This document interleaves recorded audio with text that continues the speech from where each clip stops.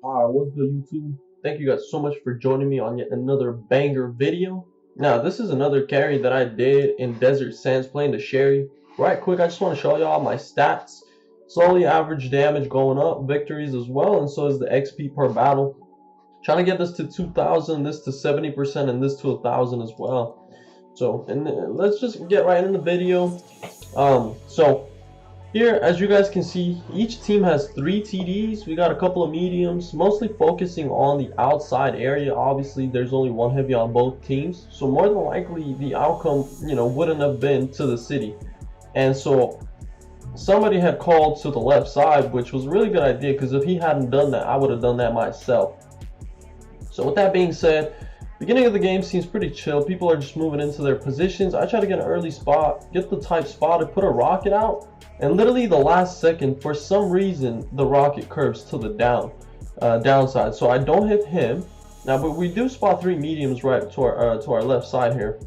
So pretty chill. We're just chilling. This WZ starts pushing right out the mid. Our TDs had no clue he was there because he wasn't spotted. He crosses. Here I make a little bit of a mistake because I'm still spotted, right? I didn't wait to get unspotted, and I get one shot from the grill right in the back. So with that being said, I'm already down to 1391 HP. Meanwhile, their team is full HP. Nobody has taken a single shot. And so this is where it starts to get a little bit interesting. I get one rocket into that WZ as he's trying to push. As for the rest of my teammates, they're pretty, doing okay for right now. Some TDs are putting out shots to the mediums, which is perfect. I get spotted, but I'm not moving, right? And our grill just gets nuked by the FB1A3 and their objects. And so at this point in time, we're already down a tank. So the grill shouldn't have done what he did. But it is what it is. It happened. Their WZ made a mistake as well, pushing in too aggressively. Our WT to my left actually ended up finishing him off.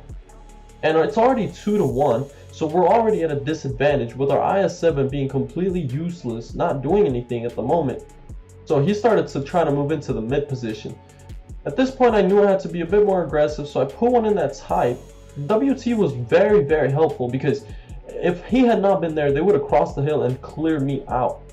But given that I had that support, I used his HP pool to do the things that I needed to, bouncing that 640 from the grill, and then ultimately finishing off that E50M, then moving right back to where I should have been, which is just basically my holding position, which was earlier in the game. Now at this point I noticed that our E50M, which was the guy who actually had called for left side initially, started to YOLO. I mean seriously, there's 4 tanks and this guy is just going all in. I ended up missing my shot because the dispersion is just ridiculously horrible on this tank. The E50, I believe, did put out one more shot. He currently has the 11 HP, so he went down right there. The FV was the one who finished him, so I knew he was on a reload. Put one into him, but now as you'll notice, it's already 3 kills for us and 5 for them, so we only have 2 tanks left versus 4, right? Now you gotta understand that when it's a 2v4 situation and they have that much HP, it's not an easy win. In fact, most of the times it's not a win at all. And this is where the grill makes mistake.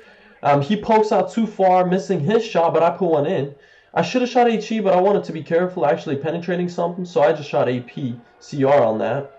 Now it's 1v4. And at this point in time, y'all might think like, no, there's no way you're going to carry this. No way.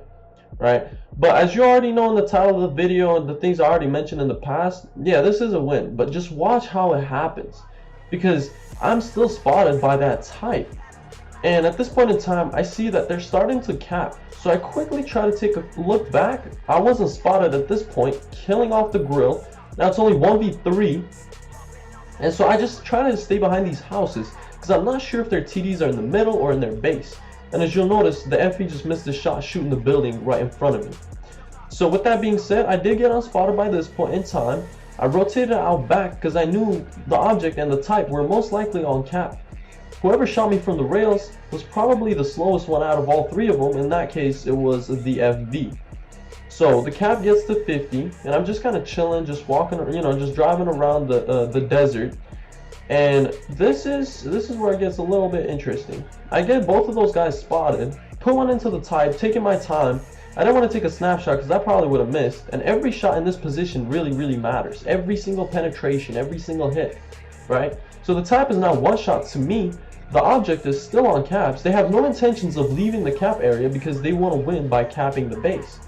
So this is where I spot the type again, given that I'm alone and I have a better vision, and therefore I clear him out. I still have my speed boost, allowing me to traverse a little bit to the side faster and just rotate out. I'm already at 4k damage, and they only have 2 TDs left. And here is kind of interesting because they have 56 cap points.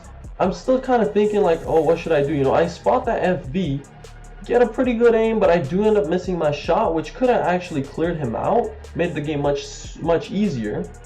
But it wasn't too bad because I try to spot the object.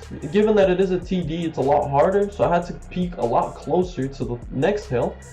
And this, I don't understand why he rotated that way, but I was able to get the base reset, and as I was trying to rotate, he did put one on my turret, which was pretty good. He took his time to aim and put me at 354 HP, leaving me one shot for both of the TDs. Now here he knows that I have a shot on him, so he tries to get behind the ridge there, but my rocket puts one more shot into him, leaving him with 37 HP. Now at this point again, I still don't know where the FV is. For all I know, he could be back on their base on the rails, so this was a very risky move because he could have just cleared me from the back. Luckily for me, that was just not the case, and in fact the FV just got spotted in the mid. My rocket hits him right there for 546, already at 5,684 damage. I see the object getting very aggressive, trying to clear me out while I'm on that reload. But here's where it gets really interesting, because if you'll notice, he's still coming beneath the hill. Now he's looking complete opposite way, so I peek, and he misses the shot by mere inches. Mere inches. So at this point in time, I'm like, okay, where the FV at? You know what I'm saying? I'm like, he gotta be somewhere in here because I just spot him in the mid. But what ended up happening is he started rotating out back. In fact, he actually went underneath that bridge again. So I'm like, okay, so there's only 30 seconds left on the clock, so I had to make a move, and I had to make it quick. So what I ended up doing, well, I just ended up going in right in there because I knew that if I didn't go sooner, the game would have ended in a draw. And right there, putting one last shot into the FV, clearing him out, which made me win 1v4. That was a great game overall. I did get a mastery with 5,700 damage. Overall, my team did nothing. We had 2 people that did 0. And this is how it went, you know. It was a very good game. Hardest carry of my entire career with the Sheridan. I ended up damaging all 7 of their tanks at least once. I mean, that's ridiculous. The whole team, I at least shot each one of them one time. I did get a lot of experience, did get a lot of medals as well. So, and with that being said, I really hope you guys could, you know, learn something, maybe positioning, rotating, placing yourself so that you do not get spotted, things like that. And with that being said, again, this is the hardest carry ever in a Sheridan. Over 5,500 damage. Hope you guys enjoyed. As always, if you did, like and subscribe for more. And I'll see you guys in my next video. Peace out.